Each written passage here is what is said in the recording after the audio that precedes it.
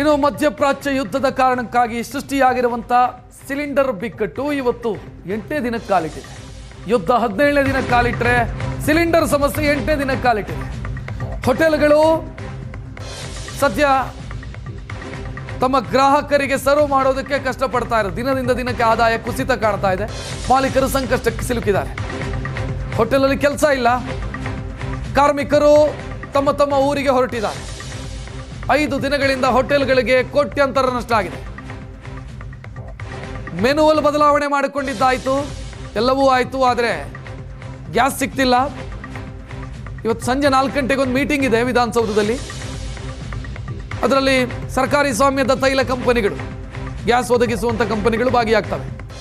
Hotel ಮಾಲಕರ ನಿರೀಕ್ಷೆ ಇರೋದು at least ಒಂದು 20% ಆದರೂ ನಮ್ಮ ಬೇಡಿಕೆಗೆ ತಕ್ಕಾಗಿ ಸಿಗಬಹುದು ಅಂತ.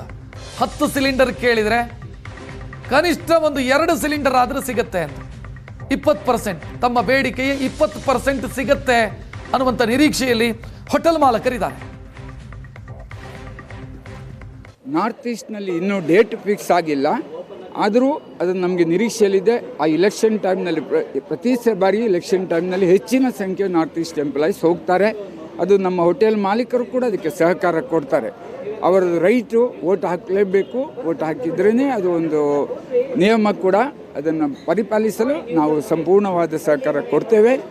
ಈ ಬಾರಿ ಹೋಟೆಲ್ಗಳು ಕೆಲವೊಂದು ಅಸ್ಥಿರತೆಯಲ್ಲಿ ಇದೆ. ಗ್ಯಾಸ್ ಅಭಾವದಿಂದ ಭಾಳಷ್ಟು ಮೆನುಗಳನ್ನು ಕಡಿತ ಮಾಡಿದ್ದಾರೆ. ಇದು ಯಾವ ರೀತಿ ಇಫೆಕ್ಟ್ ಆಗ್ತದೆ ಅಂತ ಕಾದು ನೋಡಬೇಕಾಗ್ತದೆ. ಲಾಸ್ ಸರಿಯಾದ ಅಂದಾಜು ನೋಡಬೇಕಷ್ಟೇ. ಇದೇ ರೀತಿ ಗ್ಯಾಸ್ನ ಅಭಾವ ಮುಂದುವರಿದರೆ, ಈಗಾಗಲೇ ಟೂರಿಸಂ ಭಾಳಷ್ಟು ಕಡಿಮೆ ಆಗಿದೆ. ಅದಲ್ಲದೆ ಕಮರ್ಷಿಯಲ್ ಸಿಲಿಂಡರ್ನ ಸಮಸ್ಯೆಗೆ ಯಾವಾಗ ಪರಿಹಾರ ಅನ್ನೋದಕ್ಕೆ ಸಮರ್ಪಕ ಉತ್ತರ ಯಾರ ಕಡೆಯಿಂದಲೂ ಕೂಡ ಬರ್ತಾ ಇಲ್ಲ. ರಾಜ್ಯ ಸರ್ಕಾರವೂ ಕೂಡ ಸ್ಪಷ್ಟ ಉತ್ತರವನ್ನು ಕೊಟ್ಟಿಲ್ಲ. ಕೇಂದ್ರ ಸರ್ಕಾರದಿಂದಲೂ ಉತ್ತರ ಬರ್ತಾ ಇಲ್ಲ. 50ರಷ್ಟು ವಾಣಿಜ್ಯ ಗ್ಯಾಸ್ ಪೂರೈಕೆ ಆದರೆ ಅನುಕೂಲ ಆಗುತ್ತೆ ಅಂತ ಹೋಟೆಲ್ ಮಾಲಕರು ಹೇಳ್ತಾರೆ. ಹೋಟೆಲ್ ಮಾಲಕರ ಸಂಘದ ಕಾರ್ಯದರ್ಶಿ ಕೃಷ್ಣರಾಜ್ ಹೇಳಿರೋದು 50% ಅಂತಂದ್ರೆ 10 ಗ್ಯಾಸ್ ಸಿಲಿಂಡರ್ ಬರ್ತಾ ಇದ್ದಂಥ ಜಾಗದಲ್ಲಿ ಕನಿಷ್ಠ ಪಕ್ಷ 5 ಆದರೂ ಬರಲಿ ಅಂತ. ಯುಗಾದಿ ಹಬ್ಬದ ವೇಳೆ ಪೂರೈಕೆ ಬಂದಾದರೆ ನಮಗೆ ದೊಡ್ಡ ಹೊಡೆತ ಬೀಳುತ್ತೆ ಅಂತ ಹೋಟೆಲ್ ಮಾಲಕರು ಹೇಳ್ತಾ ಇರೋದು. 50% ಆದರೂ ಕನಿಷ್ಠ ಪಕ್ಷ ಒಂದು 2 ಸಿಲಿಂಡರ್ ಆದರೂ ಕೊಡಿ, ನಂದು 5 ಸಿಲಿಂಡರ್ ಹೋಗುತ್ತೆ ಅಂತ ಹೇಳಿದಾಗ ಅವರಿಲ್ಲ ಸರ್, ಆ ಥರ ಯಾವುದೇ ನಮಗೆ ಮಾಹಿತಿ ಇಲ್ಲ ಮತ್ತು ಯಾವುದೇ ಒಂದು ಡೈರೆಕ್ಷನ್ಗಳು ಇಲ್ಲ ಅಂತ ಹೇಳ್ತಾ ಇದ್ದಾರೆ. ಬಟ್ ಸರ್ಕಾರ ಏನು ಹೇಳುತ್ತೋ ಸರ್ಕಾರ ಮಾಡಬೇಕಾಗತ್ತೆ. ಅವ್ರು ಕೊಡ್ತಾರೆ ಅಂತ ನಾವು ಹೇಳೋಕ್ಕಾಗಲ್ಲ, ಇದು ಉತ್ತರ ಕೊಡೋಕ್ಕಾಗಲ್ಲ. ಈಗಲೂ ಬೆಂಗಳೂರಲ್ಲಿ 1,000 ಹೋಟೆಲ್ಗಳು ಕ್ಲೋಸ್ ಆಗಿದೆ. ಇನ್ನೂ 2 ದಿವಸ ಬಿಟ್ಟರೆ ಇನ್ನೂ ಹೆಚ್ಚಿನ ಒಂದು ಹೋಟೆಲ್ಗಳು ಕ್ಲೋಸ್ ಆಗುವಂಥ ಒಂದು ಸಂದರ್ಭ ಇದೆ ಅಂತ.